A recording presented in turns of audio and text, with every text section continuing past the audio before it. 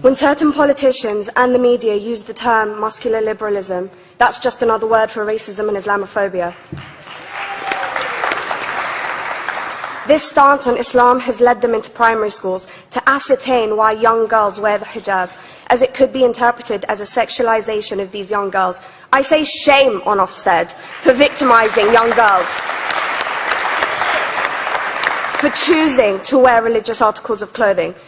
There is no such measure made for other religions or other articles of religious wear.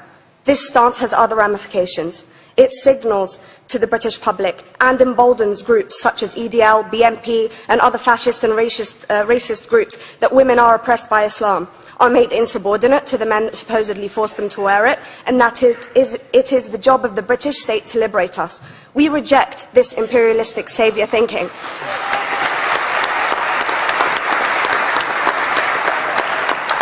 And I am here to state for all people who choose to practice their beliefs openly that we are not oppressed by our faith.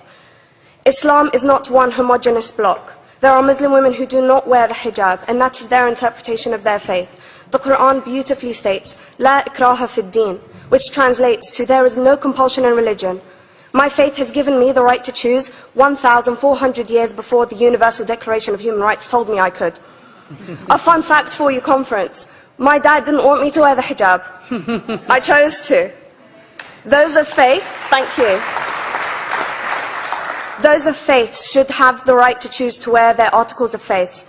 Sikhs wearing the turban, Jews wearing the kippah, or Christians wearing the crucifix. Practicing my right to freedom of expression through the hijab empowers me and other women like me to know that we are able to make decisions for ourselves. Through the hijab, women like me feel empowered to overcome the social expectations of sexualization that is relevant and has currently resulted in many cases of anxiety and worse. I can speak for myself and others like me. At school, I was able to focus more on the thoughts that were running through my mind than how good I looked to the world. The NUT has supported a woman's right to choose when it comes to pregnancy. I want conference to support my right to wear the hijab.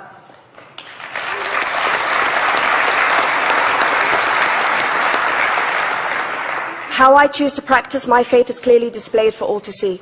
This makes me the target of hate crime. The level of racist attacks on Muslim women is disproportionate to any other oppressed group in British society because we are an easy target. This decision by Ofsted has ramifications beyond the school gates and must be seen in the context of increased attacks on the Muslim community and perpetuates the outdated notion that Muslim women are victims. I was on a trip last year to Hampton Court with my Year 7s, where a man felt comfortable to call me a terrorist. As a Muslim woman, I'm not a victim, so I challenged him. He denied it. I'm sure you've heard of the Punish a Muslim Day. It's been spoken about a few times already this morning. And as a Muslim, I'm actually quite optimistic. They're trying to limit it to one day. That's 364 less than normal.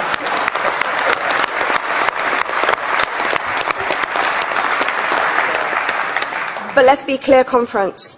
Islamophobia and other forms of racism affects non-Muslims too.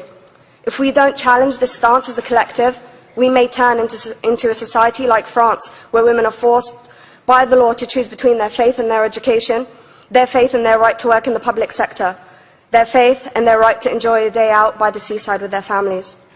I want to end by stating that I came to this country as an 8-year-old refugee.